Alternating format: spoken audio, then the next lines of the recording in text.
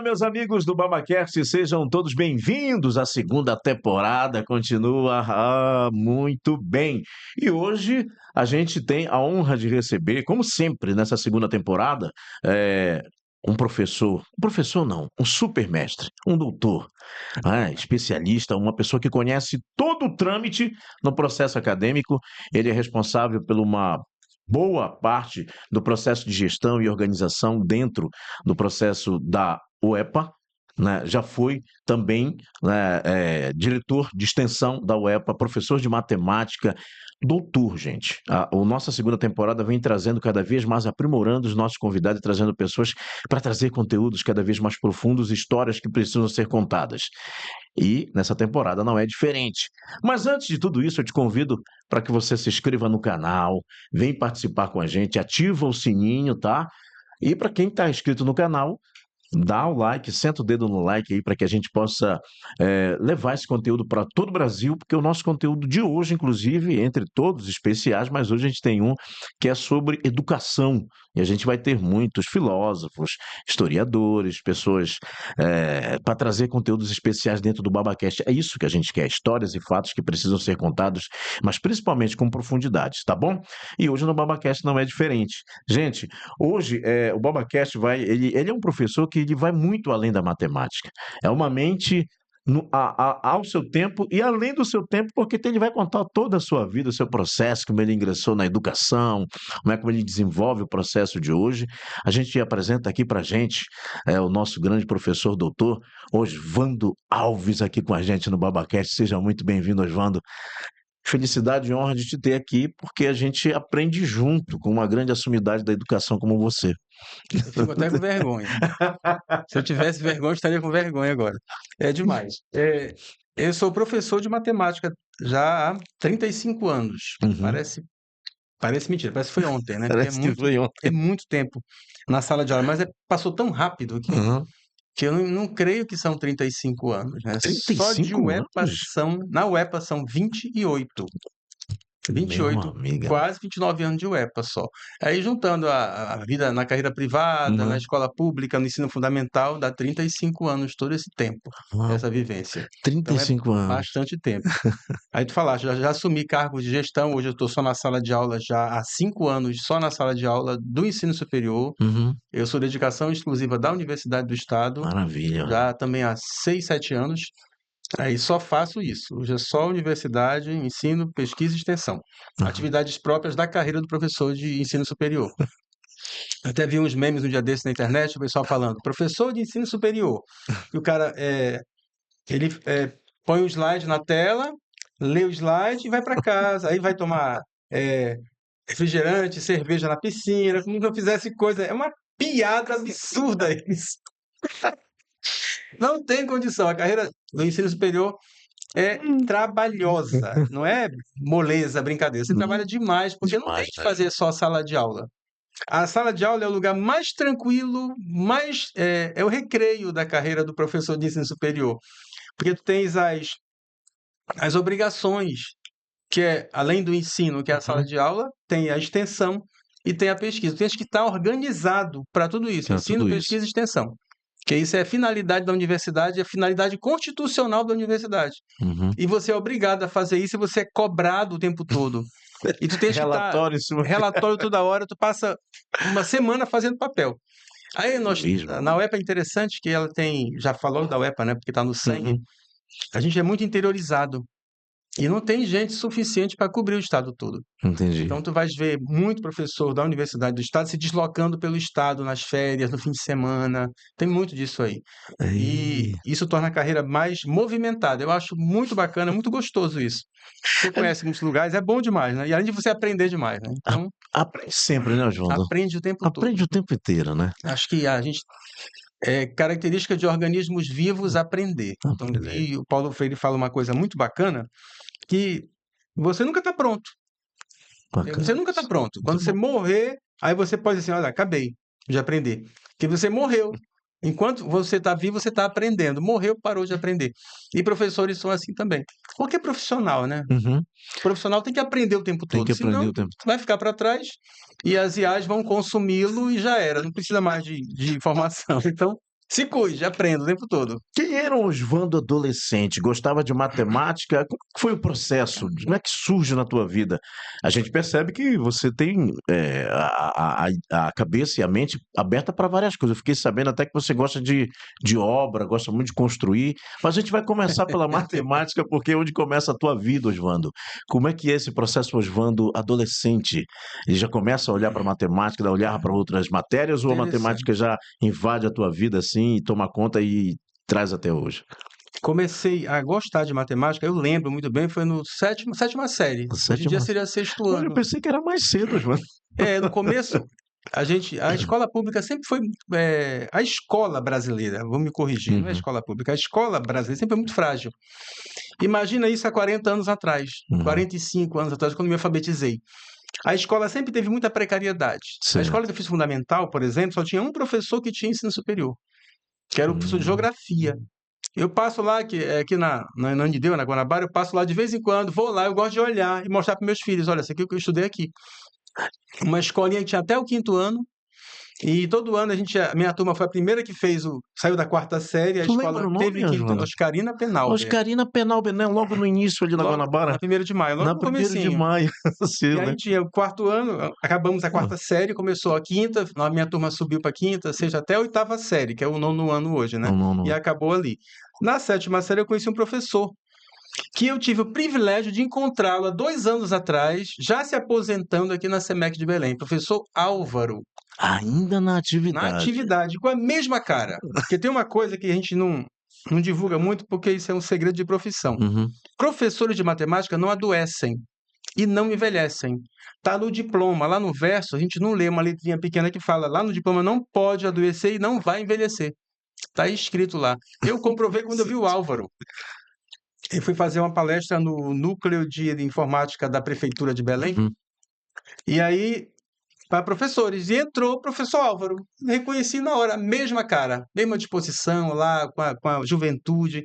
E ele falava com os alunos, no meu tempo de sétima série, falava de forma que a gente entendia. Ele se comunicava com adolescentes. Aí eu percebi que eu entendia muita coisa que não tinham me explicado antes. Eu falei, eu entendi esse negócio. Meu irmão, ninguém mais segurou. Aí daí para frente eu aprendi todo o conteúdo do ano, do próximo ano. Aí fui para o ensino médio, tranquilo. Fiz exatas depois. E aí fiz engenharia civil e matemática. Deslanchou. E a gente podia fazer na época faculdades em 90, até 90, 2 cursos superiores simultâneos em universidade pública. E aí o Fernando Collor baixou uma lei que não podia mais. Aí lascou. Eu passei matemática e engenharia civil. E comecei a cursar as duas. Aí comecei a cursar engenharia civil e aí a lei me pegou. Me chamaram, não pode cursar duas, escolhe. Olha o problema. Meu pai, mestre de obras, faleceu tem 2 anos. Faleceu construindo casa, fazendo casa e planejando. Uhum. É o tipo de cara com 75 anos, subindo em parede, a gente não consegue controlar. 75 75. subindo escada e Era um construindo. perigo. A cabeça ainda totalmente Ativo e ativa. sem cabelos tão brancos quanto os meus e com os cabelos. Isso aí que é. E a cabeça mais feia que você conhece. Minha mãe estressada com ele, com medo que ele morresse e tal, que ele pode cair daí, não interessa. Passava o dia andando, fazia lá as coisas dele bem devagar, mas pensando e planejando. Aí eu estive lá com ele um ano antes dele falecer, Uhum. e olhando, ele mostra, tem que mostrar. Ele mostrava as obras que ele estava fazendo e conversando, ele dizia: olha, vou fazer essa aqui, depois tem outro que eu quero fazer ali, vou fazer uma coisa aqui, um quartinho para o meu neto, e planejando coisas, ativo demais, né? Gostar de construir. E ele me dizendo coisas, olha, sabes que um metro cúbico de concreto pesa 1.400 quilos? Se for para fundação. Se for para fazer vigamento, pesa 1.200. E ele com um monte de números na cabeça da construção civil, próprios Sim, da obra, né? Ele sabia muito disso. E semi-analfabeto. E ele impressionante. sempre, mestre de obras, queria um filho engenheiro. Então, Ah, na é daí época, que vem daí que vem. mas tu já tinha a afinidade também, igual como você falou, já gostava de obra também, né? Porque ele me levava para Levava obra pra obra. criança. Sábado eu ia com ele para obra, fazer apontamento, fazer os pagamentos, anotar as coisas Hum. da galera lá e fazer os pagamentos, apontar. Nas férias eu passava uma semana ou 2 com ele na obra. E aí é divertido, aquela onda, aquela bagunça, aquela sacanagem da obra, muito Da divertido obra. aquilo. O paraense é de um senso de humor fantástico. Ele se apelidando o tempo todo. Até hoje, eu conheço os colegas da época tudo por apelido. A gente nem sabe o nome do cara. É só apelido. E aquele clima lá de muito engraçado e divertido era bom. Era E bom. aprendi a gostar de obra. E sempre tive essa vontade. Nesse E aí, processo, Oswaldo, da obra, por exemplo, que a lei te pegou. E aí, como é que ficou? Como é que foi feita essa escolha? aí Como lascou. é que ficou nessa situação? Eles são, olha, Aí fui fazer primeiro engenharia civil. Aí fui para ah, civil. Beleza. Vamos lá. E aí 2 anos de curso, 3 greves, absurda, uma greve de 6 meses. Acabou com a minha vontade. E o curso não é simples, os cálculos uhum, pesados, a física pesada. E eu tinha vindo de escola pública e sofrendo e outra, tinha o problema do sistema educacional da época no ensino superior, era sistema de crédito. A como é gente que tinha era isso, sistema de. Hoje em dia é seriado. Oswaldo? Você entra na Aham. faculdade no primeiro ano e daqui a 4 ou 5 anos tu estás formado. Tu vais cursar por semestre Uhum. 5 disciplinas, tu vais pagar as 5 disciplinas, ficou reprovado em uma ou duas, faz dependência e cursa o segundo semestre e vai levando. E Valência. Na época não. Você fazia o primeiro semestre, entrou, beleza. CRPL zerado, o teu conceito de crédito, o conceito de rendimento estava zerado, beleza, começava. Passou em todas, você vai ter o CRPL máximo, não pode faltar, tem que tirar uma nota boa em todas, beleza. O próximo semestre, a matrícula era por esse conceito. Se você passou em tudo, você vai poder escolher as disciplinas que vai cursar, que Próximo são as do semestre. segundo Do semestre. segundo. E isso é outro problema sério. Não tinha. Entrou 40 alunos aqui no primeiro ano. Tu não tinhas 40 vagas para o segundo semestre do seu curso. Tu tinhas 30, 20. Aí tu tens 40 meninos que para escolher 20. Como é que vai selecionar quem vai cursar o segundo semestre? Aí é pelo CRPL. CRPL. E aí os primeiros lugares escolhiam, acabava muito rápido. E aí os outros ficavam sem poder cursar o segundo semestre. Iam cursar optativas de outros anos. Sim. E aí acabava aquele segundo semestre e tentava te matricular de novo nas matérias de continuidade do primeiro semestre. Nem sempre tu conseguias. Era um caos. O sistema era um caos. Desmotivava Desmotivava. completamente, Aí né? tu começa, se ficar reprovado em uma matéria, tu Uhum. estava ferrado. Porque o teu CRPL caía, tu é reprovado. Então teve gente que Piorou um demorou aí pouquinho. 10 anos para se formar, né? Com Demais. essa Era muito história. comum tu ver o aluno com 20 anos para terminar um curso na universidade. Era muito comum. E como é que você fez, Oswaldo? Nesse processo todo, desistiu Aí eu ou não? desisti. Desistiu. Comecei logo a lecionar. Eu fiz, no primeiro semestre de graduação, eu comecei a lecionar como professor na Era escola o que adventista. acontecia, inclusive, Oswaldo, com muitos professores de engenharia, Muitos. de química, que a gente passava. Tinham muitos professores que desistiam e começavam já. Aula de Até porque matemática, aula de precisava física, de ganhar dinheiro logo aula de também, química. né? Tem muitos Muita colegas nossos, gente. são professores maravilhosos. Aham.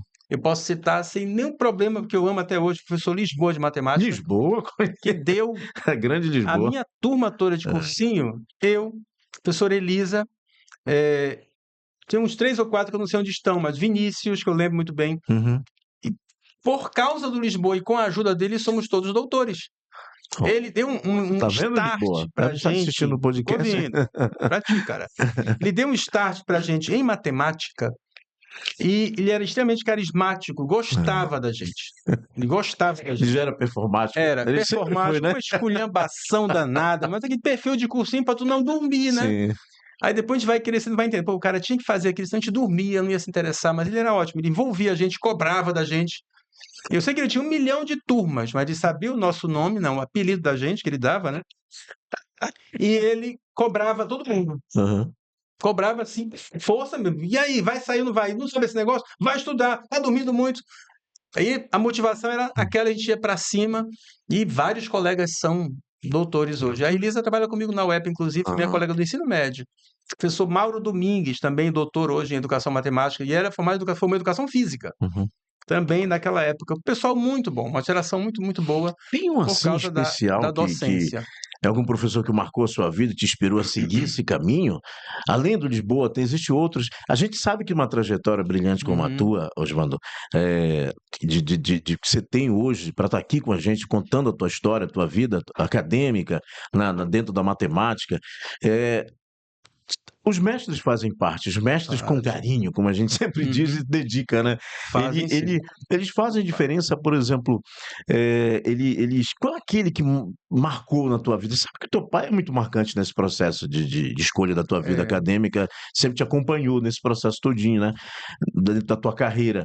Mas existem vários mestres, você sempre cita muitos mestres, mas tem um hum, especial assim que, ou não, todos são muito, tem vários, viu? Não todos quero ser são, injusto. assim, Mas falei, no fundamental, o professor Álvaro aham, é muito cuidadoso com a gente e nos dá aquela ideia de como ser professor de criança, como lidar com criança, né? aham, No ensino médio, foi bem rápido, mas tem o professor uhum. Lisboa, tem o professor Júlio Reis, que faleceu ano passado, Júlio de Reis. letras, É. professor Daniel Trindade, de literatura, Uhum. professora Laíra Leda, do Parque de Carvalho, também, ela recitava pra gente Chico Buarque. Ela cantava na sala pra gente. Eu aprendi a gostar de Chico Buarque, não é por causa dela. Uhum. Ela cantava e eu ouvi, o cara é muito bom, pelo amor de Deus. Aí eu comecei a apaixonar. O Daniel Trindade recitava poemas pra gente de todos os períodos da literatura brasileira. Até hoje eu sei quase tudo, eu gravo, eu recito, eu leio, eu gosto de poesia por causa do Daniel Trindade. Uhum. Literatura. E fiz engenharia e matemática, né? Saindo da área. Pessoas que inspiram a gente. Aí Uhum. tu vais para o ensino superior, eu tive um mentor, o professor Neivaldo Silva. Ele Nivaldo Silva. mentorou uma geração toda de professores de matemática do estado. Ele mentorou mesmo. É aquele cara que disse, ó, tu vai fazer isso aqui. Fique por aqui que vai dar certo. Aí ele mentorou Isabel Lucena, que foi minha professora na graduação, Uhum. depois minha colega de trabalho, depois minha orientadora de doutorado, a Isabel. Maravilha. E o Neivaldo é um fio Uhum. que tem uma geração toda. A gente se encontrou semana passada para tomar vinho. Neivaldo, Osvaldo, Alexandre, ele fica orientando as pessoas, orientou as pessoas, muitas pessoas, e são muitas pessoas. Tu vais encontrar uma geração toda de formados da Universidade do Estado e da UFPA que o Neivaldo mentorou. Eu vou, E está nativa ainda, está eu vou, trabalhando. eu não vou deixar passar isso aqui nessa edição desse podcast, porque eu nunca fui muito bom de matemática, né? E tem toda uma geração aí que parece que ficou traumatizada com isso, né? Por isso que eu tenho emprego. Por Deus é pai. Ai, que bom. Eu sempre tive. A gente sabe que a matemática ela se aplica em tudo hoje no planeta, sempre será. Como você sempre fala, ela é atual e sempre será mesmo, desde aquele programa lá de séculos passados até hoje, a matemática ela é aplicada e sempre será. Inclusive no processo tecnológico hoje das IAs, né? Hoje muita coisa relacionada a isso. Mas por que tem uma geração, assim como eu, que teve uma dificuldade de matemática? Será que o processo de. Hoje é bem diferente, né, Osvaldo? A gente sabe que o programa currículo é um pouco mais diferente. Quando Uhum. você diz, eu tive aquele professor que influenciou toda uma geração e que ajudou a gente a ser doutor, como você cita o Lisboa.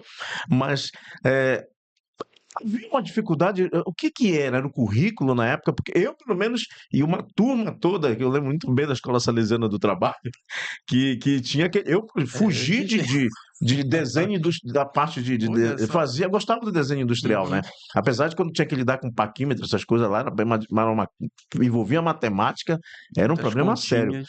Isso hoje facilitou a um programa melhor ou mudou? E por que traumatizou tanta gente com esse processo? O que que. Cara, é um problema mundial isso, é Aham. impressionante. Matemática é uma ciência, Uhum.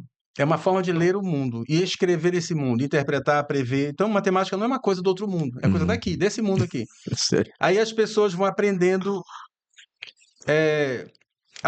os que aprendem, mas na hora de comunicar, eu acho que aí que está o problema, é a comunicação desse conhecimento. Perfeito. Tem um monte de problemas para se conversar sobre isso, não é uma questão simples, que tem uma solução única, né? Ou um problema de uma única origem.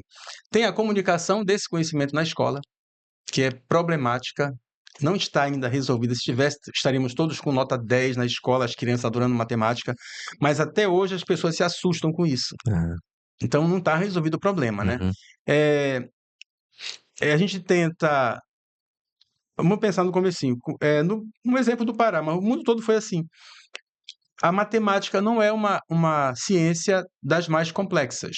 Uhum. Ela é exata, Uhum. tem respostas. Então você chega. Só que a matemática que a gente trabalha na escola hoje, até o ensino fundamental, por exemplo, a matemática até quinto ano, Uhum. ela tem mais de 2.500 anos de idade. É a matemática lá euclidiana, aquela Caramba, coisinha cara. assim antes da Grécia. Aham. E aí a gente traz para a escola hoje quase igualzinha. São os mesmos conhecimentos, os básicos, os essenciais, o fundamental. Aí tu tens a álgebra, que vai do 6º ano, as equações e tal. Isso aí é mais recente. Mais recente, mas tem mais de 1000 anos isso, de idade. Para estudar matemática de 100 anos para cá, só nos cursos de pós-graduação. A matemática atual mesmo. Essa matemática da escola básica até o ensino médio, ela é milenar. Como é que continua sendo difícil de Pois é. ensinar, difícil de aprender? É a comunicação do negócio. Toda a matemática começou de um problema prático, de sobrevivência, de vida. Uhum. Trigonometria surgiu de observação astronômica, de lançamentos, de tiro, de estudos de guerra. Mas aí a gente vai ver, os matemáticos são cientistas. Eles têm que pensar a ciência livre. Uma coisa, nem toda matemática tem que ser aplicável, ou pode ser aplicável a situações imediatas. Você pode criar uma matemática, um conhecimento, um conceito que não vai encontrar aplicação prática num artefato, ou numa coisa, uma construção, ou num problema da vida real. Tu vais encontrar aplicações em problemas da própria matemática, porque ela é uma ciência, ela é solta. Uhum. Você tem que fazer ciência sem ficar pensando na aplicação, senão você não faz ciência. Se eu pensar só na aplicação prática, na solução de um problema real, imediato, eu não faço ciência. Entendi. Não é que ciência não resolve problema. Só que a ciência precisa pensar livremente. Uhum. Aí que está o problema da construção. É uma crise epistemológica. Eu pego a matemática que eu crio no laboratório, a matemática do matemático, aquela que tem que ser solta da realidade, e eu vou tentar colocar isso na escola. Aí dá problema. Tu vais, por exemplo, lembrar de uma coisa que talvez estudaste no ensino fundamental, chamado divisão de polinômios. Lembro. Divisão de Lembro. polinômios são duas sentenças matemáticas cheias de letra e número e sinal. Aí eu posso multiplicar, somar, subtrair, dividir os dois. Mas para que diabo serve isso? Tu não vai encontrar utilidade no ensino fundamental, nem no ensino médio para Pois é, isso. eu sempre ouvi falar. Não vai. Vais encontrar para a solução de problemas da própria álgebra mais tarde, vai facilitar um processo. Aquilo é estudo do processo, dos processos de demonstração. Aí aparece depois. Mas só quem vai cursar. Teve coisa que eu fiquei, assim, as propriedades das operações. Lembro. Eu decorava isso no fundamental, eu decorei. A adição é comutativa, associativa, elemento tem, elemento neutro. Mas para que serve? Eu sei que eu decorava e dizia para que era. Que a gente fazia na minha época, escrevia isso na prova como resultado. Tu não sabia o que era. Aí eu vou lá para a universidade, quando eu vou estudar a teoria dos números, eu vejo, é para isso que serve esse negócio. Álgebra 1, é para isso que serve esse negócio de matriz, isso é um vetor. Como é que... Me ensinavam lá a fazer um monte de conta com matriz. Aí eu fui saber para que serve lá na universidade, porque eu fui estudar matemática. Se fosse fazer jornalismo, eu não queria saber para que serve isso. E eu podia ter ficado reprovado com isso lá. Então, outro problema, currículo. A gente vai nas tentativas de formar pessoas melhores. Eu digo que há boas intenções na produção dos currículos. Ninguém lá no MEC vai pensar assim, eu quero reprovar um monte de aluno, vou botar álgebra aqui no fundamental para acabar com essa geração. Não, o cara vai com a melhor das intenções. Aí ele testa, coloca lá, cria o currículo, discute, beleza, gera. Fura, não dá certo. O aluno não está pronto, está fora do momento dele, não tem interesse. E então... isso vai se organizando com o tempo, a gente vai apanhando e vai organizando, vai arrumando as coisas. Hoje em dia, há um balizador do currículo brasileiro, das escolas, que são as provas gerais. Tu vê até uma certa loucura. Os currículos escolares estão em função do Enem e das provas, Prova Brasil, da avaliação nacional. Eu acabo trabalhando toda a escola em função das provas. É um negócio que a gente está amadurecendo ainda. Eu sinto que a educação está amadurecendo nesse sentido. Eu não tenho que ensinar aluno para fazer prova. Eu tenho que ensinar aluno para ele aprender, para ser cidadão, para compreender o mundo, para saber ler e escrever esse mundo, interpretar e inferir sobre o mundo. Entendi. Interferir, inferir, interferir. Mas acaba que a gente cria um atrator, que é o Enem, por exemplo, todo mundo vive em função do Enem, as escolas, tal. Isso, como é que fica isso, Oswaldo? É bom ou é ruim? Eu vejo como transição, sabe? Parece momento. A gente fica assim, contorcendo, buscando soluções, mas uma coisa... Mas essa contorção, essa mudança em busca de quê, Oswaldo? que Com a as tua pessoas experiência, né? aprendam bem, Aprendam bem. aprendam direitinho, Aham, aprendam bem. O Brasil tem uma defasagem de ensino em relação a outros países do mundo. certo. Tem o grupo de elite do mundo, que é o grupo que está na OCDE, e tem o PISA, que é a Avaliação Internacional de Alunos, para Matemática, Ciências e Linguagem. Uhum. O Brasil, de 80 países, sempre está abaixo de 75 na qualidade. Sempre abaixo. Sempre Mas isso é abaixo. uma herança, Já há mesmo apesar da 20, transformação, já há 20 anos o há Brasil 20 não anos. consegue subir. Hum, E aí, como é que sobe? Aí tem que ter um currículo que pareça com os outros países. uhum. Aí vem a BNCC, que é a Base Nacional Comum. Todo mundo tem que pensar, tem que ensinar a mesma coisa, viu? Isso aqui é o mínimo para ensinar na escola brasileira. Aí a BNCC organiza isso para todo mundo trabalhar parecido. BNCC é 2017. Tem 8, 9 anos agora, fará. Ela está sendo implementada no Brasil e tal, e o povo está se contorcendo para tentar organizar isso aí, né? Certo.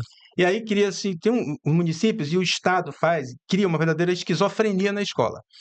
Tem a prova SAEB. A prova SAEB Uhum. parece muito com a prova do PISA, também para nivelar o conhecimento do brasileiro. As provas de avaliação gerais, né? A SAEB, Provinha Brasil, quinto ano, terceiro ano, quinto ano, nono ano, que faz terceiro ano do ensino médio, que é o Enem. E dá uma ideia de como está a educação brasileira. É uma pesquisa do INEP, que agora virou balizador de currículo, virou um monte de coisas. Mas nivela as pessoas mais ou menos pelo conhecimento de matemática que eles têm. E começa a dar uma certa ordem. Tem um lado positivo, Uhum. que vai arrumar o ensino, todo mundo vai trabalhar com aquele mínimo, Uhum. e tem um lado ruim, que cria uma loucura por fazer prova. Que eu vejo muito nos municípios isso. Tem a prova SAEB, que o menino faz em outubro, novembro. Aí o Estado inventa CISPAE, que eu acho uma leseira inventar isso aí. É mais uma prova para as crianças fazerem. E depois tem as provas municipais, que o município cria também. O aluno faz 3 provas por ano. E cada prova dessa, ele tira o moleque 2, 3 dias da sala de aula, só fazendo prova. O resultado vai ser o mesmo se eu não mudar a forma de trabalhar com as crianças. O que eu preciso é treinar, estudar, ensinar o aluno a aprender. Que é treinar a aprendizagem. Como é que você Sim. aprende, menino? Mas Tem que preparar o professor para isso. perfeito. Agora, eu só quero entender, por exemplo, essa nota precisa ser alcançada, mas você, com a sua experiência catedrática e da educação e o conhecimento, que você sabe mais ou menos como o processo deve ser para melhorar. Tem que ser ensinando da forma como tem que se ensinar para aprender. Não a tentar atingir essa nota. Por que buscar incessantemente essa nota? Se vai se chegar a algum momento denominador que organiza o processo educacional que melhora, por que que a gente se preocupa mais é com a educação no sentido de que forme pessoas que venham desenvolver e crescer como seres humanos e profissionais. Mas esse processo de correr só atrás da nota, para quê, Osvaldo? A É gente. só para chegar a um determinado, a gente melhorou aqui porque a nossa nota agora é nível de Europa e isso aqui, uma lógica nisso. Significa dinheiro. No Brasil, Dinheiro. Aham, desde 2024, sim. antes de 24, o Brasil, a prova Brasil, Uhum. que gera o IDEB, é um dos indicadores do IDEB, o outro é fluxo, né? Ela não correspondia a dinheiro para o município. Agora Certo. corresponde a dinheiro.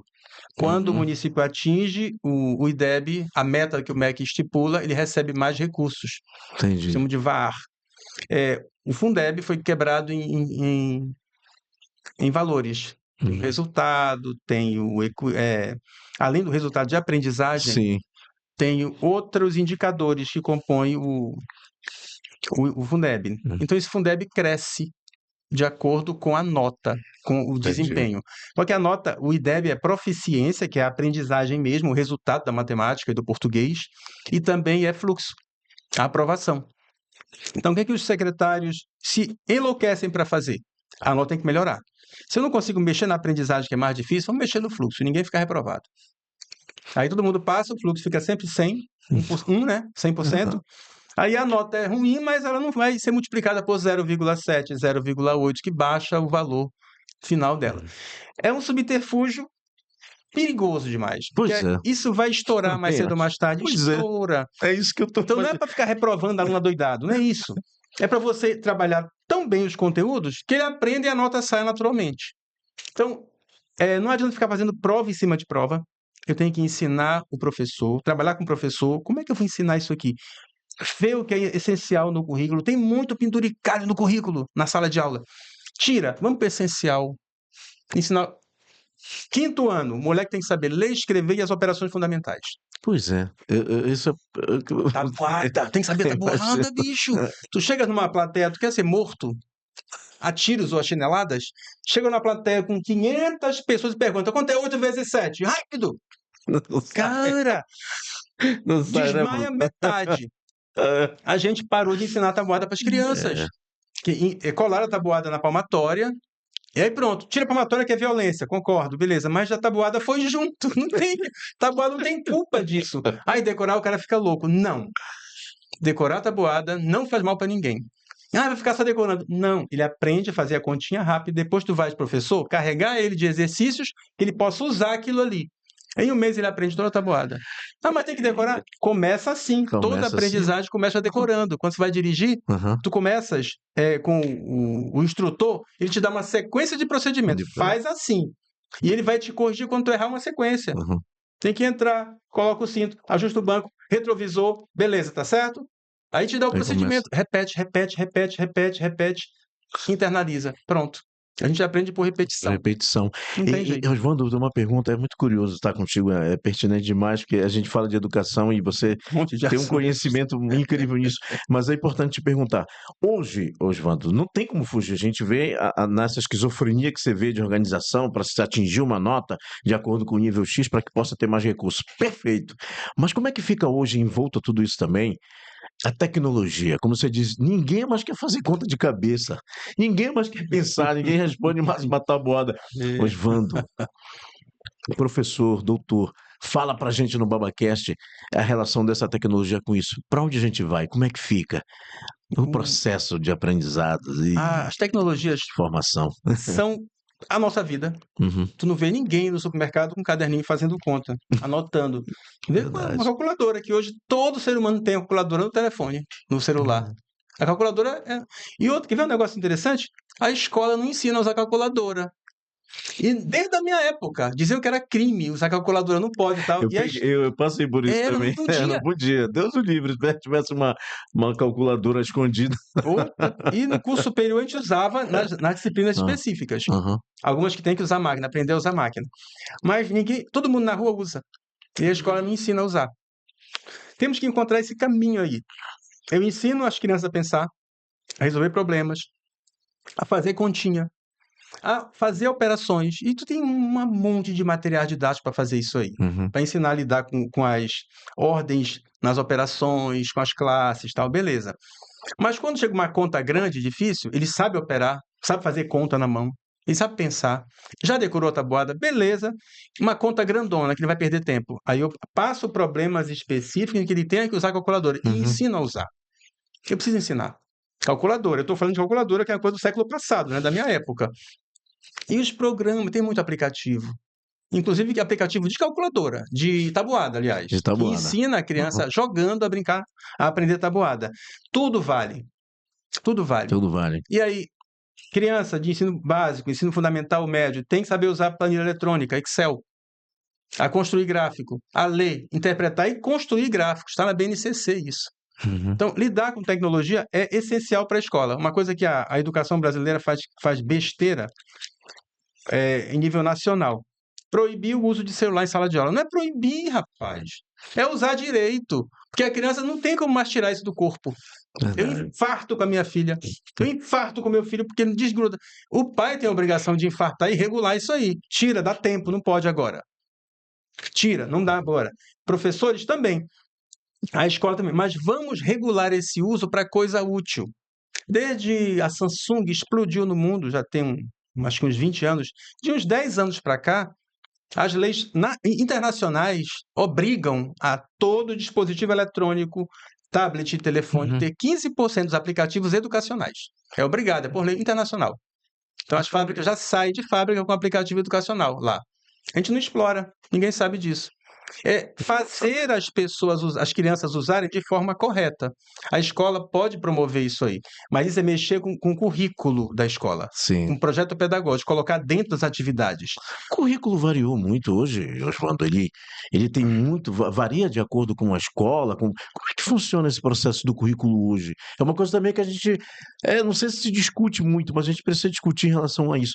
Ele mudou muito Ele tem muita mudança? Ele se adapta a certa circunstância? Sim. Como é que funciona a questão do currículo em termo pedagógico, É assim? aquilo que se ensina, Aham. o que chega para a escola. Uhum. Currículo é uma discussão um pouco mais ampla, Hã. mais filosófica, mas o que chega para a escola, para os alunos, aquilo que vai ser ensinado, ele é regulado pela BNCC, que Certo. é legal. A BNCC é uma lei. Eu tenho que usar aquilo como aprendizagem mínima para os estudantes.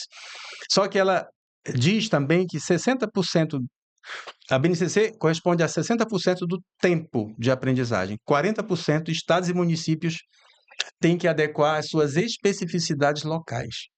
Aí o Estado do Pará fez um trabalho bonito, o documento curricular do Estado do Pará é bonito. Ó. Trata de educação indígena, trata de educação infantil indígena, de educação ribeirinha, dos águas, florestas. Eu achei maravilhoso o documento paraense. Ele tem que entrar em efeito e ser cuidado para que aconteça daquele jeito. Eu gosto muito do pessoal da SEDUC, a equipe é muito competente. Aqueles técnicos são muito inteligentes e são dedicados nessa formação dos professores. Então o currículo ele ficou organizado agora com a BNCC. Eu digo organizado, não quer dizer que esteja perfeito, tá? Está organizado pela BNCC, que regula nacionalmente isso aí. Estados e municípios também têm as suas bases curriculares, suas BNCCs, eles são obrigados Então, obrigado. a Uhum. organizar também os seus currículos. Uhum. Todo município tem um documento curricular. Perfeito. Toda escola tem um projeto pedagógico também. Você vai na escola, está lá na estante, porque é exigência para ser avaliada pelo Conselho Municipal de Educação. Estadual pelo Conselho Estadual. Está lá o projeto. O negócio é pegar aquele projeto e fazer todo professor ler. E assim, professor, vamos ler. O tempo de formação. O professor, ele é regido pela direção da escola. Outra coisa, os diretores de escola, eles se tornam gerentes, eles se tornam síndicos. A lâmpada queimou, o vaso estourou. É uma onda e ele esquece que ele é gestor pedagógico. Ele é pedagem. Ah, Então é importante demais. Eu estou entrando na escola básica, que não é minha praia, meu negócio é mais a formação de professores. Mas eu ouço isso o tempo todo dos meus colegas que estão lá no estágio, os alunos que vão para o estágio, que o diretor se perde e ele acaba esquecendo esse monte de cobranças que ele uhum. tem, que ele é gestor de aprendizagens também, gestão para aprendizagem. Então a gente tem que chamar professores, conversar, discutir o projeto pedagógico da minha escola, da minha CEMED, da minha SEDUC e BNCC, entender esse negócio, como é que isso vai funcionar aqui para a gente? Assumir isso aí, criticar, refutar ou acompanhar, mas fazer isso virar aprendizagem. É muito dinheiro que se Perfeito. joga na educação, cara. 1/4 do dinheiro do Estado brasileiro é para a educação. 1/4.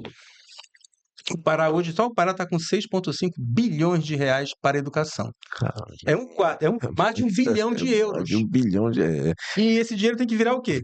Aprendizagem. Oswaldo, tu estás um professor doutor, vamos dizer, formação de professores, mas você gosta de continua ainda trabalhando com adolescentes? Gosta de trabalhar com adolescentes? Infelizmente, eu não estou mais com eles na Não sala está de mais com aula, eles só mais. com adolescentes na graduação, porque eles entram na Aham. faculdade muito jovens. Muito jovem. Hoje, o menino vai entrando na universidade com 16 anos. Tem aluno de 16 anos no E curso de como é pedagogia, muito novinhos. e como é essa geração de hoje? Você está na formação de professor, chegando os mais novos à universidade. Como é a cabeça desse jovem de hoje, Oswaldo? É Aprendem. diferente do Oswaldo lá, da gente lá Era. de trás, né, como é que A funciona? gente tinha pouco acesso à Aham. informação. Eles têm hoje muito acesso à informação, Uhum. muito. Você não vai ensinar mais praticamente nada, você não consegue dizer.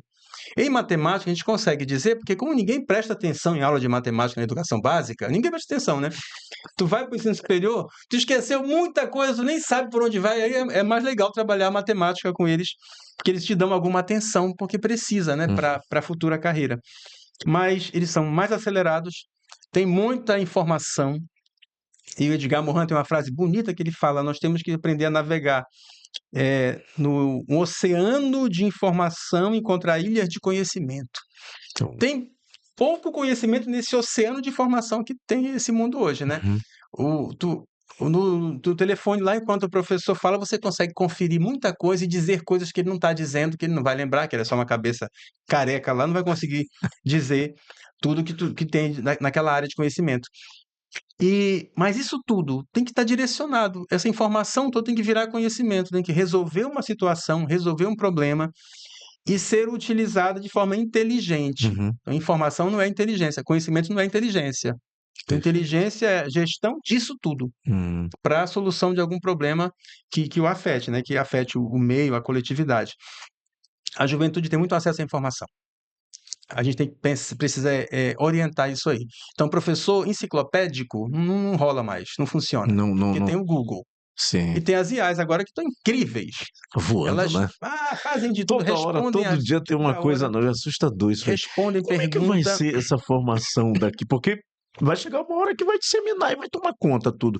Como é que o Oswaldo olha esse processo Eu de formação na educação no geral, no contexto geral, por exemplo, dos alunos e dos professores? Porque você falou de já chega na universidade já cheio de informação. avançadíssimo, e cheio de informação, que não deixa de ser competência e inteligência, é Uhum, informação, né? exato.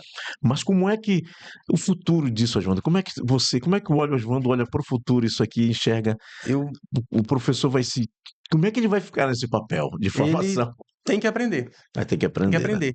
Porque, assim como a calculadora, Uhum, mano, quando a caneta, a esferográfica foi criada, eu li que teve uns adeptos da pena, uhum. escritores famosos que eram adeptos Sim. da pena, Aham. que execraram a ideia da caneta esferográfica, porque ela democratizava a capacidade de escrever. Para você escrever tinha que ser com a pena, era um curso só para aprender a segurar aquele negócio e tal, a caneta dia Aquela inteiro, né, depois. A esferográfica, ela é rápida, democratiza, é uma tecnologia fantástica. Todo mundo tem acesso a uma hoje e consegue escrever, Uhum. basta aprender a escrever. E teve gente que não gostou da ideia na época, porque vulgarizava o ensino. Uma tecnologia nova surge, se você não aprende, você fica para trás. Fica para trás.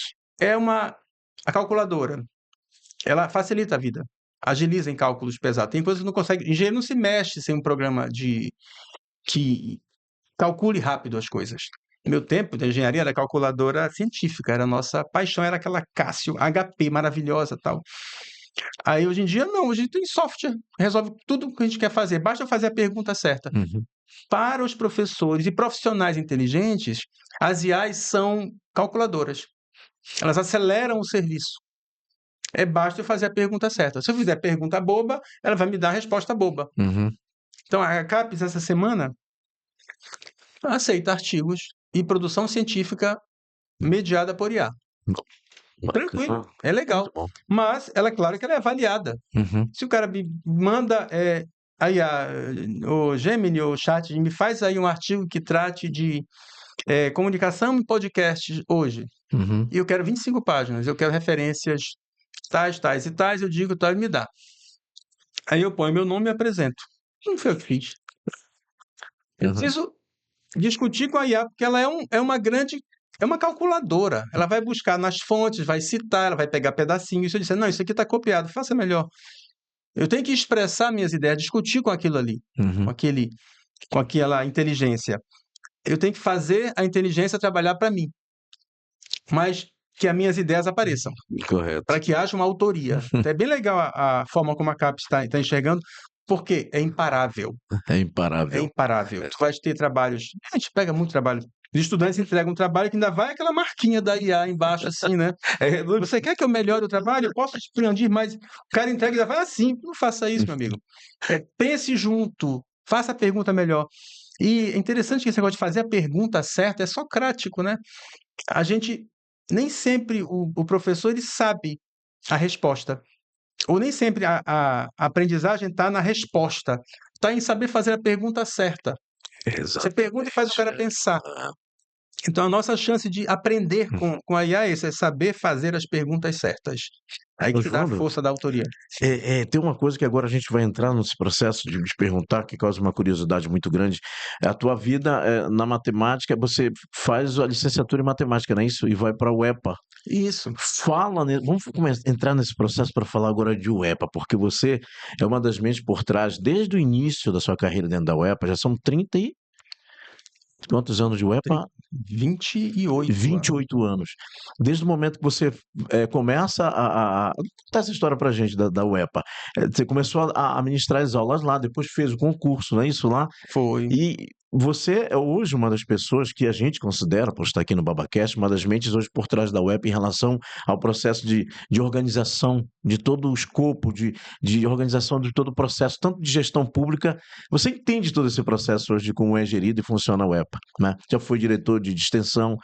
Fala um pouquinho dessa história da Uhum. tua vida em relação ao EPA, para a gente aprender e entender aqui no BabaCast, porque é muito importante a gente te ouvir, porque tem muita gente que está acompanhando a gente no Brasil inteiro, né? Não só no Pará, mas no Brasil, e quer saber, tem uma curiosidade em saber, e ter oportunidade de ter aqui, a gente vai ter outras oportunidades de ter outros também, grandes professores, mestres e doutores para falar sobre essa instituição tão importante para a nossa sociedade na educação, transformadora e que vem formando, mas que em pouco tempo fez muita coisa. E você faz parte desse processo. Conta pra gente essa história aqui no nosso Eu BabaCast. fui um pedacinho, né? Eu entrei em Aham, 97 como professor temporário, aí em aham, 2000 esperando o concurso.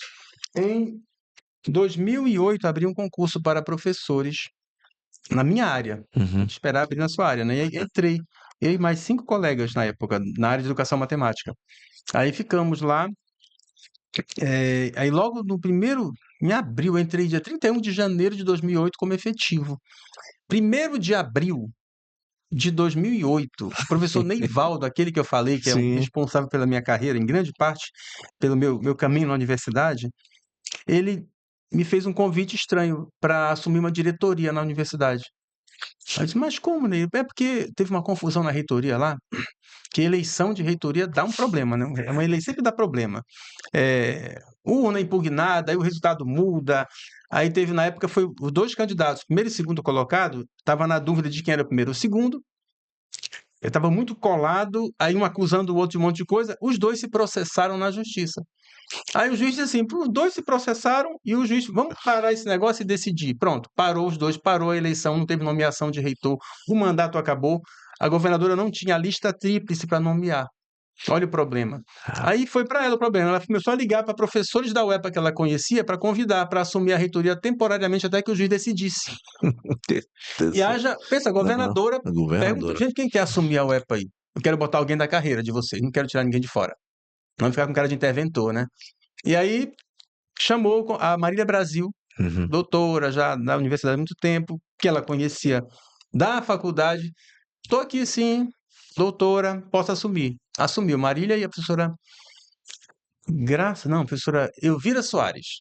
Elvira Soares. Também era a Elvira era pró-reitora de graduação da gestão anterior. Aí a Marília chamou, montou um grupo assim, chamou os candidatos, foi engraçadíssimo isso. Ela chamou os candidatos que estavam brigando na eleição e falou assim: olha, eu quero, me indique aí um pró-reitor, me indique alguém para ficar aqui para acompanhar essa transição. Juntou os grupos todos que estavam brigando na universidade, pegou 2 de cada, montou uma gestão. Olha, vamos montar isso, fazer isso aqui funcionar. Até em 3 meses a justiça resolve isso Resolver aqui, a esse gente faz a processo. eleição e vê o que vai dar. Aí vai 3 meses, e vai 6 meses, e vai 9 meses, é uma gestação, e vai 1 ano, cara. 1 ano a justiça não respondeu o problema. E aí, e agora? Aí o Procurador-Geral do Estado mandou anular a eleição. Isso, Marília vai te contar a história quando ela estiver aqui, que ela viveu isso dentro, né? E a gente lá colado. Como é que eu entrei nesse negócio? O Neivaldo me convidou para esse momento. Olha, assume uma diretoria lá. Eu falei, qual? Diretoria de ensino. Ensino eu sei fazer, né? Mas não sei se eu sei fazer a diretoria de ensino. O que é isso? Isso não é só para manter as coisas funcionando, tem uns técnicos que vão te ajudar lá e tal. Então, beleza, ficamos. 1 ano, diretoria de ensino. E aí a Marília chamou a gente para planejamento. Disse, olha, gente, isso aqui vai demorar, viu? Eu soube que não vai ser rápido. Vamos planejar para 1 ano. Aí planejamos para 1 ano o que fazer. E aí, meu irmão, estudar o que está acontecendo na casa, aprender a universidade, mapear onde está a universidade, em que condições. Aí eu gosto de matemática, gosto de organizar mapa, montei os mapas para apresentar para a reitoria, né? Onde nós estamos, quantos alunos somos, quantos professores têm efetivos, quantos temporários, quantos por categoria, como é que está o plano de carreira. Olha, o plano de carreira vai explodir daqui a 3 anos, temos que prever a ampliação de um monte de coisinhas, tal, que tinha a ver com a minha área. Aí a gente começa a entender o negócio todo, né? Uhum. Tem que entender toda a história. Antes já não tinha, já tinha esse mapeamento? Não, não, já. Não estava claro, Não assim, estava estava claro. disperso. A gente foi Aham. juntando as peças tal, e também a gestão tinha acabado e começado outra. Outra. E no meio daquela confusão de eleição, de um acusando o outro, era um clima horroroso. E a gente, todo mundo com medo um do outro, e a gente lá chegando e ganhou um nome de interventores. Não, nós somos da universidade, somos aqui colegas de trabalho, vamos organizar esse negócio para ver se a coisa Sim. sai uma eleição, a gente sai daqui. E foi assim, mas a gente foi aprendendo. E aquele grupo ficou 5 anos na universidade. A Marília, uma líder muito, muito carismática, botou a gente para trabalhar 5 anos. E fizemos, foi um salto fantástico. Tivemos um alinhamento interessante. A governadora era Ana Júlia, do PT, que havia convidado Marília, e a Marília disse: olha, é o seguinte, tu me colocaste aqui, então me ajuda, não quero ficar sozinha. E aí a conversa era muito boa, a relação era boa. E começaram a investir mais na universidade. Construímos 5 ou 6 campi que não existia, prédios novos. Isso num período de 5 5 anos, anos. Oswaldo? Foram vários campos construídos, equipamentos, o parque de computadores estava muito antigo, trocamos tudo, foi mais de 2.000 máquinas. E aí que o Bruno entra com a gente para montar a rádio Bruno tá web aqui. e um monte de projetinhos interessantes. Tinha um negócio legal que eu sempre quis ressuscitar, o Minuto da Universidade, que a Minuto UFPA da tinha. Antigamente a gente fez o Minuto da UEPA, gravado na TV Cultura. O pessoal gravava 1 minuto com coisas que a universidade está fazendo. Fantástico isso. Fantástico O isso. Estado gasta com a Universidade do Estado hoje cerca de 650 milhões de reais por ano. É o orçamento previsto, mais ou menos é isso. E cadê as patentes? A sociedade parece que não sabe disso que está acontecendo, né? Só vê problema, vê reclamação. Mas além dos cerca de 1.500 jovens que são formados todo ano em graduação, tem o que a UEPA cria. A universidade inventa coisas. A pesquisa é parte integrante do tripé universitário, então ela inventa coisas. Isso tem que ser mostrado para a sociedade. E nada melhor para mostrar do que a TV e a internet. TV, né? É ter um programinha, uma coisa como o BabaCast, para mostrar, estamos fazendo isso. Olha, o seu dinheiro, contribuinte, deu resultado numa vacina, num tratamento para dor, uma coisa interessante que aconteceu na nossa época. A professora Regina Carneiro, que é dermatologista, ela tomava conta do núcleo de dermatologia lá do CCBS, lá no Campus 2, que fica perto do Bosque. E ela resolveu abrir o serviço, fez uma chamada enorme para todo mundo. Olha, quem tiver problema de pele, e o caso foi específico para câncer de pele, ela zerou a fila do Ofiloiola em 1 semana. Zerou a fila. Impressionante. Tratamento gratuito do Estado. O Estado fazendo. Os alunos de dermatologia, 5 ou 6 doutores na área acompanhando. De vez em quando a gente fazia esse mutirão de saúde. A gente chegou a atender num dia 2.000 pessoas em Bujaru. 2.000 pessoas, crianças. Laudo para TEA, para neurodivergência de forma geral, para o pai conseguir é caro demais. Para ele conseguir o filho dele seja atendido de forma especial pela escola, ele tem um laudo por médico, por neuro. É um trabalhão danado e é caro. A gente fez cerca de 50 laudos num dia em Bujaru. Com a universidade. Então, a universidade precisa fazer isso, mostrar que o dinheiro do contribuinte vira conhecimento para o aluno, vira serviço, isso o aluno aprende, isso é extensão universitária. Justamente isso que a gente ia conversar, além desse processo de extensão, né, universitária com a comunidade, esse processo de mostrar a isonomia, mostrar a questão para onde o dinheiro está sendo investido. É importante. Dentro desse processo de formação, Oswaldo, também a gente percebe que existe o próprio aluno está ali dentro do campo de extensão, fazendo esse desenvolvimento para ele que ajuda bastante. Você é uma pessoa também muito focada nesse aspecto, né? Desenvolvedores, por exemplo, empresas júniores dentro da universidade. É isso? Exatamente. E é bom a gente conversar sobre isso também. É parte da extensão. Porque quando essa parte da extensão que não fica só ali restrito ali, mas que começa a trabalhar esse próprio aluno para entender como é que funciona o campo, o mercado fora. Fala um pouquinho para isso, Oswaldo, também. Você é pioneiro nisso aí, né? A gente está sabendo dentro da UEPA. Tivemos umas ideias legais na universidade.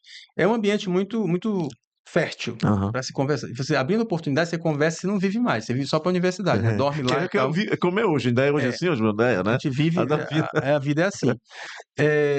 Então, nesse meu período lá, a gente tinha 5 ou 6 empresas juniores, são empresas que elas moram na universidade, são incubadas ali, são geridas totalmente por estudantes dos cursos diversos. Cada empresa vai para uma vocação comercial mesmo, e um professor tutor. O professor ele é um tutor, um orientador. Ele fica lá tutorando os estudantes. Eles é que têm que fazer o trabalho.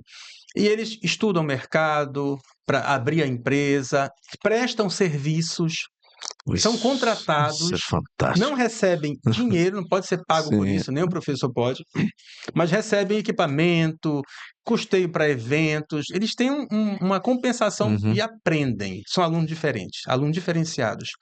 Aí foi 2018, nós fizemos um trabalho com a Organização das Empresas Juniores do Pará, que é a Pará Júnior. Para Júnior. Cara, fizemos um movimento de organizar nossas empresas. Como é que está os seus impostos? Estão ok? Aí os contadores da universidade vão lá, recebem os alunos, que são os administradores das empresas, organizando aquilo tudo, falta pagar esse imposto, porque uma empresa paga imposto, faz tudo o que tem que fazer, né? Uma empresa séria. O aluno aprende a empreender na sua área, que é genial, Justamente. aprende as obrigações dele e conhece o mercado, e já sai pronto. E aí, por esse trabalho, a gente foi reconhecido, ganhamos o prêmio de Universidade Empreendedora do Norte do Brasil. Maravilha, Foi lindo, fomos em maravilha. Brasília receber o prêmio, foi muito bacana. E esse movimento das empresas júniores tem 2 deputados federais, que são deputados egressos da universidade, que eram empreendedores na universidade, e defendem essa bandeira e destacam recursos, e fazem leis, fiscalizam, tomam conta. É maravilhoso. Maravilhoso. Então, a extensão dá essa possibilidade para o aluno da universidade. Ele aprender a interagir com a sociedade, que a extensão antes da resolução de 2018, ela é entendida como transferência de tecnologia. Eu ia lá para ensinar a comunidade a fazer as coisas. Sim. A partir da resolução de 2018, que regulamenta a extensão nacional, ela passa a ser interação tecnológica. Eu ensino, eu aprendo, isso vira artigo, isso vira livro, eu trago para a universidade, eu discuto com meus colegas. Isso entra no currículo das graduações. Interação. A gente Maravilha. aprende com a sociedade. Esse processo de empreender e educação, Osvaldo, hoje, dentro desse processo de extensão, ele é transformador, porque ele aplica, além de, como você diz, tem alunos egressos que hoje têm um desenvolvimento, defendem, estão na vida, inclusive na gestão pública. Como é que funciona esse processo na tua mente hoje, por exemplo? A empreender e educação são coisas que caminham juntas hoje, não tem como divergir isso, não tem como separar, né, Osvaldo? Para a educação superior, Não tem como, não né? tem como. A gente tem que pensar, o sujeito tem que ser empreendedor da vida dele. Uhum. Sem vulgarizar o termo, como fizeram um tempo desses aí, todo mundo tem que ser empreendedor. Sim, sim, Aí, concordo. Eu lembro. pelo amor de Deus, a precarização do trabalho, aí o Ministério do Trabalho enlouquece, é um problema bem, bem difícil. Uhum. Mas eu digo, empreender é você levantar problemas, não se acomodar com as Uhum. situações, trabalhar com os problemas, enfrentar os problemas, né? Trabalhar com eles, resolver os problemas dentro da sua área de conhecimento. Certo. E formar um professor, por exemplo, que ele, além de ser professor, que vá trabalhar nas escolas, ele possa inovar em métodos de ensino, criar tecnologias de aprendizagem. Uhum. Professores tu encontras muito, hoje em dia o empreendimento está muito pela internet, né? O cara tem o Instagram dele, ele faz uma empresinha ou não e vende conteúdo. É isso também empreender, criar conteúdos, fazer aulas diferentes e empreender na própria formação dele. Não esperar que o Estado te dê formação ou que o dono da escola te dê formação. Empreenda a sua formação. Eu não estou dizendo que o Estado não tem obrigação. Tem sim, tem que fazer. Porque se eu quero alunos melhores, eu tenho que ter professores melhores. Eu tenho que incentivar a formação do professor. Mas, professor, você não vai esperar depender do Estado, que o Estado vai te dar o que ele quer de você. Entendi. Se o Estado te dá, é que nem uniforme da empresa privada. Se eu te dou o uniforme, tu vai ter que usar. Você tem que empreender por conta própria a sua formação. Aprender o que é importante, o que você julga importante para os seus estudantes. É ganhar autonomia na sua carreira. Osvaldo Alves, nosso professor doutor com a gente aqui no BabaCast. Como é que surgiu o envolvimento, Osvaldo, né, do Instituto Amazônia Azul? Você é vice-presidente do Instituto, dentro do terceiro setor. Por que a gente quer saber do Osvaldo dentro dessa atividade? Porque a gente sabe que você tem uma longa carreira acadêmica, está a várias frentes, porque sabe que é uma mente à frente do seu tempo, é uma pessoa que vem aprimorando e está à frente também do terceiro setor. Como é que é viver essa experiência de todo o processo acadêmico, o processo educacional, de tudo que você tem, mas desenvolver, estar à frente hoje como diretor, como melhor, como vice-presidente do Instituto Amazônia? É bem interessante a ideia da gente trabalhar com o terceiro setor. Eu deixei a reitoria da UEPA em 2021, Uhum. que acabou o mandato do reitor, que eu estava associado, aí resolvi não continuar no próximo mandato. E aí, saindo dali, durante o tempo na Pró-Reitoria de Extensão, a gente fez várias cooperações com organizações sociais, com empresas, porque eu sempre acreditei que a universidade precisa estar colada na sociedade mesmo, e aprendendo com ela e ensinando-a. Então é uma relação, é interação mesmo, né? E aí fizemos cooperação com várias organizações sociais e fizemos a Google, por exemplo, em 2013, uma coisa que eu gosto de dizer da minha universidade. A UEPA foi a primeira universidade pública do Brasil a fazer contrato com a Google. Primeira universidade pública do Brasil. Foi eu e o professor Ítalo, que era o diretor do SPD, que é o nosso setor de informática da universidade. Ítalo localizou, olha, a Google está abrindo uma linha chamada Google for Education, que atende só a educação, instituições públicas ou filantrópicas. Aí vamos estudar esse negócio. E fizemos o contrato com a Google. A UEPA ainda tem, né? E-mail institucional do Google, o @uepa é da Google, o Drive para armazenamento era ilimitado, sala de aula do Google, diversos aplicativos, videoconferência. Na pandemia tivemos videoconferência sem tempo e com a possibilidade de gravar as aulas para os alunos ficarem à disposição depois. Então, é uma grande plataforma que ela deu por 10 anos para a universidade.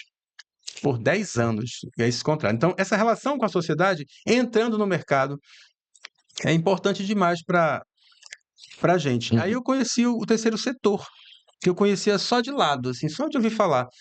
E é um mundo enorme e que atua só Belém, estive vendo há 2 meses atrás, Belém tem mais de 3.000 organizações sociais. 3.000? Só Belém. Rapaz, É um universo de trabalho. E é realmente o terceiro setor, né? O primeiro setor é o Estado, é o público, o segundo setor é o setor privado, indústria e comércio, e o terceiro setor são as organizações sociais. Antigamente chamava de organização não governamental, né? Eu lembro, as ONGs, eu lembro. E aí, desde 2016, a Lei 13.019 regulamenta isso e passa a chamar o que era o não do que é, né? Porque antes era o não governamental, agora não, nós somos organizações sociais, que é o terceiro setor. Organização da Sociedade Civil, OSC, né? Que está designado na lei assim. Então, as associações, as fundações, institutos, todos são organizações da sociedade civil, com fins lucrativos ou sem fins lucrativos, né? A gente atua com as organizações sem fins lucrativos e representam um setor da sociedade. Eles têm que ter uma bandeira. Vai defender o quê? Vai trabalhar o quê? Defesa de direitos da mulher, da criança, adolescente, povos tradicionais. Então, sempre tem que ter uma direção para atuar. Eu atuei primeiro no Instituto do Ambiente, fica lá na Sacramento, é um trabalho muito potente com mulheres e com populações em vulnerabilidade socioeconômica, com jovens, o Murilo Monteiro. E o Murilo Monteiro fez mestrado na área. Ele fez um mestrado em administração e direcionou a pesquisa para organizações sociais. Então, acho que é o primeiro mestre que eu vejo, que eu conheço, que fez um trabalho parecido. Então, ele é muito dedicado, vive para aquilo, é um empreendedor social. Então, é fantástica essa ideia da gente empreender para o benefício de um grupo, trabalhar com coletividade. Então, é uma sacada genial. E te dá uma satisfação incrível. Porque você ajuda, você vê resultado, vê pessoas mudando, vidas mudando, e não são poucas. E visite uma organização que tenha um trabalho social direto. É fantástico, é fantástico. Aí tem a Emaús, a cidade de Emaús. O movimento de Emaús é uma organização social. Uma organização Que social. merece todo o nosso respeito e nossa ajuda. Sempre que baterem a porta, faça alguma coisa e ajude, porque muda vidas e salva vidas. Oswaldo, a gente sabe que à frente do Instituto Amazônia, você como educador, Oswaldo hoje, com esse processo de transformar vidas, a educação tem isso, de transformar vidas, né? Formar seres humanos. E o Instituto Amazônia, você como vice-presidente, o Oswaldo hoje, à frente do Instituto, O que que ele observa? O que que ele como é que o papel dele ali no sentido de educador e formador, isso te transforma, te faz um pai melhor, te faz um ser humano melhor? "Poxa, eu estou fazendo aqui uma diferença enorme para uma sociedade, para o meu país, para a minha comunidade, para essas pessoas que estão em torno, que precisam da minha formação, do meu conhecimento". Isso é gerar impacto, né, é gerar Gera. transformação na sociedade. É esse o Osvaldo? Cara, é um negócio que a gente eu sou extremamente ansioso, né, não digo que eu sou ansioso, porque eu não fico naquela ansiedade doente, assim, Uhum. de adoecer e tal. Eu sou, eh, agitado demais, eu não paro de pensar hora nenhuma. Eu tenho lista para tudo de caderninho, e eu separo a vida, eu EPA e Amazu. Aí eu coloco lá o que tem que fazer de cada um, Uhum. e eu gosto de arquivos organizadinhos, papéis, a documentação toda, as coisas, os projetos, tudo friamente calculado para não dar Calcular. errado, porque a vida é tensa aqui, é muita coisa para fazer. Sim. E aí, essa história disso tudo, esse papel, esse projeto, chega lá na pessoa e muda. É fantástico. O Yamazu começou com o Paulo Shoa, que esteve com você Sim. há um mês atrás, né? Rapaz, conversar com o Paulo foi assim como está sendo com Paulo você Shoa é um também, problema. mas o Paulo também para Você conversar, são pessoas à frente do não consegue é. apresentar o Paulo Shoa para ninguém. Ele conhece todo mundo que você conhece e os amigos dessas pessoas que você conhece. É um Tu problema ele. acredita que quando eu cheguei na Rádio Cultura há 3 anos, e eu já ouvia falar no Paulo, não conhecia o Paulo Shoa. Quando eu comecei nos bastidores, as pessoas falavam Hum, do Paulo Shoa. E depois a gente uhum. fez um trabalho de resgate também de memória, que era Deixa que eu conto, que eram uns programetes. E eu lembro muito bem que na produção a gente recebeu um áudio do Paulo Show. Eu não conhecia o Paulo. Aí o Paulo contando uma situação histórica dele, um processo, virou, mexeu, passaram-se 3 anos, a vida inteira. E o Paulo Shoa esteve aqui com a gente, que faz parte do Yamazu, Nosso presidente. nosso presidente. Assim, eu fico feliz, sabe, Oswaldo, de receber vocês aqui, porque a ideia do Babacast é você ter pessoas como você para trazer profundidade, conhecimento. Essa é a ideia do Babacast, de trazer o Instituto Amazônia, o Paulo, você para cá, para a gente poder levar conhecimento e entender de pessoas que estão transformando vidas. Essa é a E nossa ideia, traga o terceiro setor mais vezes, que mais os vezes. caras têm histórias É. incríveis e você fica emocionado pelo que faz. O Estado, Uhum, ele segue regras rígidas, uhum. e gere muito recurso, muito dinheiro se perde na corrupção. Eu acho que assim, uns 30, 40% do recurso público vai embora para a corrupção, É e aí não se mesmo, Oswaldo. consegue funcionar. Uhum, Funciona mal, é travado, tal. Tem muita coisa que o Estado é. Eu não penso outra forma de viver sem Estado democrático. Não uhum, é, não é possível pensar outra história, não seja Estado democrático. Ele tem problemas, sim, mas teria muito menos se tivesse menos corrupção. uhum. E a burocracia é a tentativa de brecar isso, né? E acaba-se que as mentes humanas são muito espertas e acabam ganhando, até nisso, corrompendo a burocracia. Um problema. O terceiro setor vem para eh, o recurso chegar mais rápido no fim. Chegar mais rápido, mas também as regras são as mesmas. As regras de fiscalização são as mesmas. Uhum. Então, o terceiro setor está sujeito a Ministério Público, ele presta contas, o dinheiro é federal tem a CGU, então ele é acompanhado, além do Ministério que dá o recurso, pelos órgãos de controle e pelo controle social. Então, mas ele tem mais facilidade de fazer a coisa acontecer mais rápido, Uhum. de salvar de uma emergência a sociedade. Aí foi aí que o terceiro setor me pegou, na velocidade da ação. Um exemplo, hoje o Pará tem, acho que são 13 hospitais públicos regionais, Uhum. todos geridos pelo terceiro setor. As chamadas Ah, OSs, que gerenciam é hospitais, mesmo, Oswaldo? são todos. Não sei como é que está hoje esse Uhum. mapa no Pará, mas há 5 ou 6 anos atrás eu li matéria nacional elegendo os 10 melhores hospitais públicos do Brasil. O Pará tinha 3. 3 hospitais públicos geridos por OSs. No Pará, o hospital aqui de Ananindeua, o regional, o metropolitano, né, que chama, Uhum. o hospital de Santarém e o hospital de Altamira. Certificação ONA 3, geridos por organizações sociais. Então o trabalho Impressionante. flui melhor, Uhum. é, tu vê que funciona, é bem, bem legal. E o recurso é público e continua sendo hospital público. Perfeito. Então, o terceiro setor tem que fazer isso, melhorar o serviço que o Estado não consegue prestar. Essa é a missão. E o nosso caso, do Yamazu, o nome, Instituto Amazônia Azul. Mas a Amazônia não é verde? E Amazônia por causa da Amazônia litorânea lá do mangue. O trabalho começou com o Paulo Shoa e o Edgar, que hoje são presidente e tesoureiro do Instituto. Eles já tinham um trabalho empresarial com o mangue, com carbono azul, que é o carbono da área de mangue. E aí a ideia do Instituto estava começando ali e veio, vamos trabalhar com as populações lá do mangue, com as reservas extrativistas. Tem são várias reservas. Cada área de mangue é uma associação de extrativistas que podem morar lá desde que cuidem. E cuidam. Portanto, tem caranguejo hoje, o mangue não é depredado por causa dessas pessoas que estão lá há décadas. Aí chega, se a gente dá isso para uma empresa privada tomar conta, ou o Estado tomar conta, vai avacalhar. Deixa quem mora lá tomar conta, como a gente tem a floresta com os indígenas. Tu vê no Pará as manchas verdes maravilhosas, enormes, terra indígena. Terra indígena, ninguém entra lá, é preservada. Tira lá o indígena. Vai virar tudo carvão, vai virar pasto, vai virar mina. Vai. Na hora. Então, tem que ficar lá o indígena para nossa sobrevivência. Tem que ficar lá o habitante da reserva para nossa sobrevivência. Se eu tirar, vai avacalhar. Vão derrubar tudo. Daqui a pouco não tem mais caranguejo. E caranguejo, eu estou dizendo o mínimo da importância do mangue. A importância é justamente Só isso que... o mínimo que o povo entende. Fora o equilíbrio do ecossistema todinho da Amazônia e do planeta se eu ferrar com o mangue. Aí começou a Eu e a Amazu.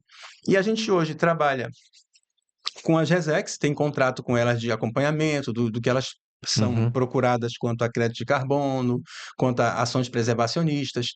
Mas a gente tem recebido um presente do universo.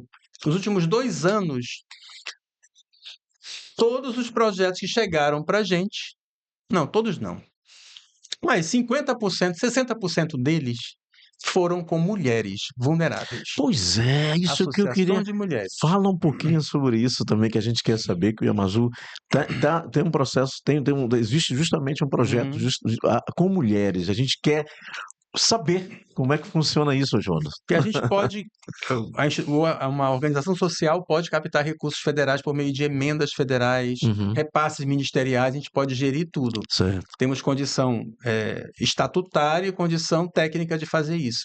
E aí tem 2023, 2024, o deputado Ayrton Faleiro deu uma emenda para a gente, porque ele descobriu uma coisa interessante.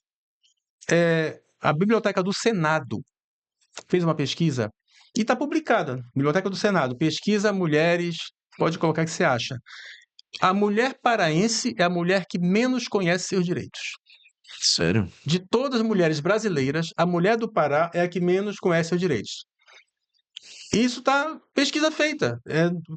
Pesquisa pela Biblioteca do Senado, pesquisa séria. A mulher paraense não conhece Maria da Penha, é a que menos conhece. Quem conhece? Quem mora em área urbana, quem vai para a escola. A mulher, mais de 40 anos, nascida em zona rural, ou zona ribeirinha, ou no Marajó, não conhece. Não conhece seus direitos. Acha que é natural a criança ser violentada pelo primo, pelo tio, pelo vizinho, pelo pai aos 14 anos e ficar grávida. Absurdo. É normal. Eu vi isso de pessoas, eu ouvi isso de mulheres. É normal. E o Boto já te pegou. A menina com 13 anos está prenha. Vai na Santa Casa aqui. Criança de 12 anos parindo. E é parente, é o vizinho, e é normal. E tem a comemoração, tem um monte de loucura que se comete no estado do Pará por desconhecimento. E a mulher apanhar, ou ela está submissa, não poder falar e servir ao marido, e ele vai para bagunça e volta bêbado e bate e mata e mutila. E no Pará, a mulher paraense dessas áreas acha que é natural, é normal, porque é meu marido e tal. É uma coisa cultural, né? Cultural, e a gente joga para esse lado aí, é cultural e tal. Meu irmão, mas tem lei que diz que não pode. O Brasil é uma graça. A gente tem que ensinar o brasileiro de que não pode matar a mulher dele. E tem uma lei que tipifica o crime, né? Que é a coisa mais absurda do mundo ter que dizer isso em lei. Não precisava, né, bicho? E agora, tramitando, né, o reforço, se tornando mais rigoroso ainda contra a misoginia. E é impressionante. Eu fico assim, sabe, Oswaldo, imaginando. São coisas absurdas. E a gente tem que enfrentar isso. O Estado tem muita política, muita política. Isso não chega nas pessoas. E aí, tem coisa que o Estado assusta as pessoas também. Uhum. Aí se criou a Patrulha Maria da Penha, né? Sim. Que é maravilhosa, tal, que é uma viatura cor-de-rosa, que vai lá para assustar menos. Mas a polícia não sabia receber a mulher vítima de violência. E aí o Pará tem. As promotorias são ótimas, são eficientes, trabalham demais e não dormem. A Defensoria Pública da Mulher não dorme, o pessoal é muito trabalhador. E a gente entrou aonde? Na educação. Olha, o deputado disse: olha, eu quero que vocês ensinem a mulher paraense os direitos dela. E aí, o desafio. Achamos as áreas em que o índice de violência é maior, e aí elegemos uma liderança local. Reúne um grupo de mulheres, a gente fazer um curso. Uhum. Direito da mulher, vai ter diploma, vai ter certificado desse curso. São 100 horas, tu vai aprender a lei, aprender a conhecer a rede de apoio que tem. Isso é também a se Cara, defender, né, a se Joana? defender, Aprender a se defender, conhecer as leis também conhecer. na hora de agir, de trabalhar, de pensar ela Uhum. mesmo, de conhecer o processo. Não, pera, eu estou passando por isso aqui, é um despertar. Eu estou conhecendo as leis, né? Exatamente. Estou passando por Cara, isso aqui, eu preciso sair disso, e foi né? maravilhoso. Nós terminamos o curso com 350 mulheres no estado do Pará, distribuídas em 8 municípios, 8 regiões diferentes, e a ideia é multiplicação. Criamos um núcleo. Olha, você aprendeu agora, tu sabe que é a Maria da Penha, tu conhece detalhes da rede de apoio, da rede de socorro dessa mulher, e agora a gente vamos cobrar isso do nosso gestor local. Vamos cobrar. E fizemos um encerramento online com esses municípios todos, como se fosse uma audiência pública, cobrando do gestor local políticas, a implementação de políticas já existentes. E até a proposição de novas, que o município tem autonomia de propor algumas coisas, dentro das condições dele, né? Aí, beleza, foi o primeiro. E aí depois veio um projeto nosso de atendimento à saúde da mulher, que era para acontecer dia 8 de março, por conta de burocracia atrasar o recurso. Temos um outro aqui para a região do Guamá também, com o Código de Defesa da Mulher Paraense. Tem um Código de Defesa da Mulher Paraense específico. E muitas não conhecem. não conhecem. A comissão, a Procuradoria da Mulher da Assembleia Legislativa compilou todas as leis num documento rápido, fácil, e publicou isso aí. Só que fica na mão de pouquinhos. De poucas Aí pessoas. nós pegamos a proposta assim: olha, me dá esse negócio aí, a gente vai espalhar para todo mundo. A gente vai espalhar com palestra, entregando material. E outra, a sacada, que eu ouvi de um procurador da mulher, quando ele era, não me fugiu agora, ele falando: olha, a gente precisa evitar de acabar com a violência contra a mulher, mas quem que faz a violência contra a mulher? É homem. De homem. É. Quem que é o... Uhum. Tem que ver que tem um homem doente nesse negócio. Tem muitos. Doente e mal educado. É. Pensando por isso, é mal educado, porque ele vai cometer um crime. O animal comete um crime, é mal educado e é doente. Então, o que a gente está fazendo? A gente está prendendo esse cara. Prende ele, deixa lá na jaula 5 anos. Vai voltar pior. É. Eu preciso, durante esse negócio, educar esse cara. Uhum. Aí, pô, eu não vou entrar em sistema prisional, que é outra parada. Deixa que a outra OS toma conta. Como educar os meninos? Eu sou professor. Eu, Renata, Ellen, do Instituto. Paulo Show é professor. Elton é professor. Nós temos um monte de professor no Instituto. Vamos entrar nas escolas? Vamos ensinar o menino a respeitar as meninas desde cedo? E aí montamos um projeto para os meninos da região do Guamá, porque o recurso veio da deputada Paula Titã, que atua naquela região. Uhum. Então, eu respeito isso também. Ela quer que a gente trabalhe lá, vamos trabalhar lá. E aí, vamos fazer um trabalho com 180 escolas. Que maravilha. Educando, de preferencialmente meninos. Vai uma mulher com um documento na mão, conversar com os meninos. Uma professora vai ensinar como é que se trata a menina. Porque esse cara vai crescer e vai ser um homem respeitador, um homem decente. É a forma da gente Não mudar, né? criminoso. Já que a situação já está... Dessa situação já está torta, já está complicada desse jeito, que a maioria desses homens realmente... a verdade também é que eles atravessam... Mas isso não é justificativa também, né, Osvaldo? Mas a gente sabe que também... essa galera que já está um pouco meio perdida aí nessa situação de estar com problema mental, de estar espancando, violentando as mulheres, mas esse trabalho no terceiro setor junto é uma Programa Azul, é perfeito, porque no futuro a gente pode imaginar essa transformação vem dos pequenos. E a gente vai chegar a estancar essa situação. E a Tenho gente vai. certeza disso. Exato, a gente tem que Exato. atacar É. direto a escola. Uhum. A escola tem muita sobrecarga. A escola acaba sendo responsável por tudo e não dá conta, né? Muita coisa Isso. para a escola discutir. Aí que entra o terceiro setor, Você vamos citou. ajudar, vamos ensinar, Perfeito. fazer projetos que eduquem as pessoas. Educou a geração é fatal. Esse menino vai corrigir o pai, ele vai observar, ele vai saber onde encontrar o direito de defender a sua Exatamente. mãe, a sua irmã, a sua namorada e futura esposa. Então, meu irmão, a gente não vai parar com essa de atuar na escola, que é um caminho.